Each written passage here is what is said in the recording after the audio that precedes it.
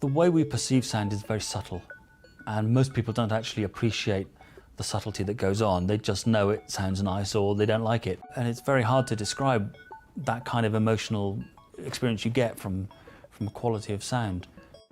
It's what you feel, what you dream maybe, what you want to hear, and you try to achieve that with the possibilities you have. There are preamps that kind of add a lot of colour and a lot of character to sound. The ISA preamp doesn't do that. It adds a certain character, but it's very subtle. It's kind of full-bodied, it's weighty, but it's still, at the same time, it's still transparent and it's still very clean and crisp and open, and it's faithful, but with a little bit of extra colour. It is transparent like a modern console, but it's muscular like an older Neve. It still has that depth and that realism to it, the imagery and the definition that so much modern equipment just won't offer. The EQs are fantastic. I'm like a bass freak, and I always wanted to get the massive kick drum sound, you know, especially with rock bands and stuff, and they always want as much kick and bass as possible. If you just start pushing 30 or 40 hertz, it was really easy to get off those EQs just by sweeping. Another much-loved feature of the Studio console was its 3 stereo mix buses that could feed submixes to the final bus. The mix bus on this particular console is tremendous. We have 3 stereo buses that we can mix together. It's very, very complex, simple, but complex at the same time. I was always into, you know, kind of cranking up the far fields and basically just riding the mix buses. Drums, there's your guitars, there's your vocal, and you just let kind of like the band mix their own thing. You'll just watch people sit there like, oh my God, this is amazing. Much of the Studio console's sonic success can be attributed to the design of the ISA 110 mic pre and EQ module. Rupert Neve's approach was to find the best of everything, so a lot of the components are military standard. I got together with Focusrite's head of product development, Rob Jenkins, who installed most of the Studio consoles, to get under the hood of the ISA 110. So this section here is the high and low pass filter section, and you have RC networks that make up each of the filters. You've got individual resistor and capacitors for each of the frequency steps. One of the remits with the console was to keep it as faithful as possible to the Neve original circuitry, so that what you'd end up with is something that sounded how you expect it to sound all the way through.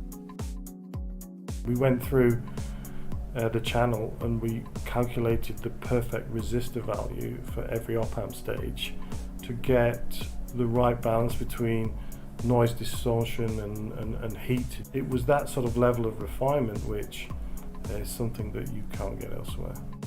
This stage here is the parametric stage, gold contacts, military spec parts. These are the individual gain step resistors, 40 dBs of gain on this stage here. Then you have 20 dBs of passive gain in the Landau transformer. Transformers are the electrical component that every input signal on the Studio console travels through before getting to the mixing architecture. They provide isolation and clean gain and retain the highest audio quality at all times. The minor differences in design of transformers, the size of the magnetic core, the size of the thickness of the wire used, the type of metal, everything has its impact on the sound. Very subtle differences that actually make a big difference in sound. Further sonic improvements were achieved by the Focusrite team by rethinking the mixing architecture of the console. It was built in buckets of 8 channels, which were each summed locally, keeping noise to a minimum. They had their own power supplies, they had their own summing amps, so there were no long buses to become noisy and problematic. So there are always 8 channels summed together, and those are summed together in one central mix bus. If you are slightly pushing one bucket to the limit, it does not affect another bucket. Many of the studios that first bought the Focusrite consoles have either closed or upgraded to newer, larger equipment.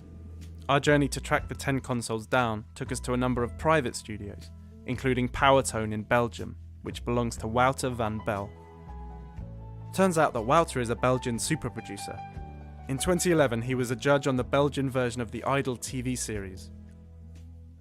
And just like Jay Beckenstein at Bear Tracks, he converted a huge old barn into a purpose-built studio and filled it with his stunning collection of instruments and recording equipment. The centerpiece is Focusrite console number 7, which was originally installed at Sound Design in Tokyo, before going to a studio in Switzerland and then to Wouter's place.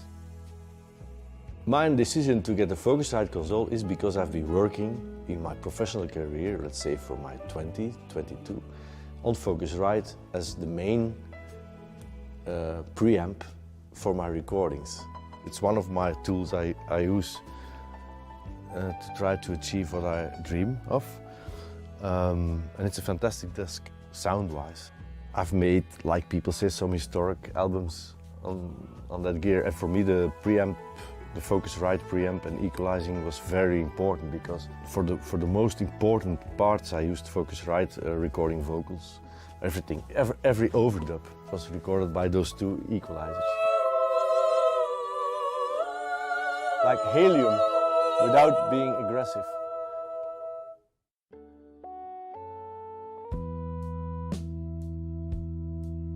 I'm hypersensitive concerning sound, so I'm always looking in my life for something which gives me shivers.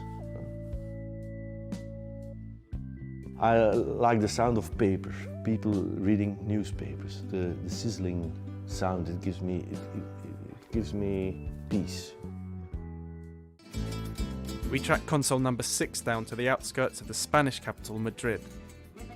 Initially installed at the Music Mill in Nashville, number 6 gained a reputation on the city's booming country music scene. Once Music Mill closed its studio, it was sold to a young engineer named Victor Castellanos.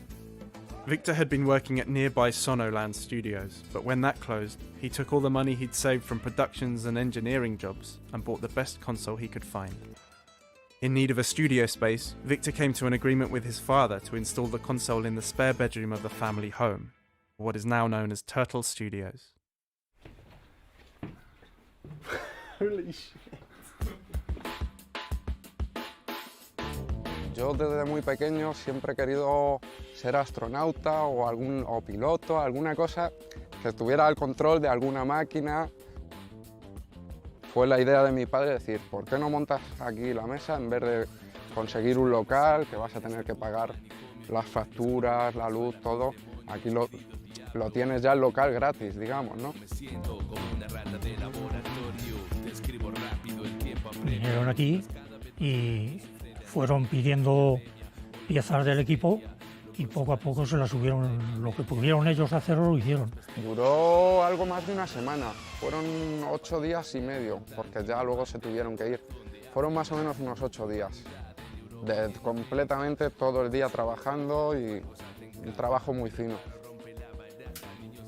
Cuando la vi por primera vez quedé enamorado de la mesa. Considero que es como una forma de arte, la construcción, el diseño, todo. Esto es otra cosa, ¿eh? Recording at Victor's is certainly a unique experience, and not only because of his console. Al no ser, como te digo, una cosa tan seria, estás en una casa, oyes a mi madre que grita, oyes un teléfono, tal, es un ambiente como más relajado. It's a home. It's a perfect place to be, to create, to relax and just work.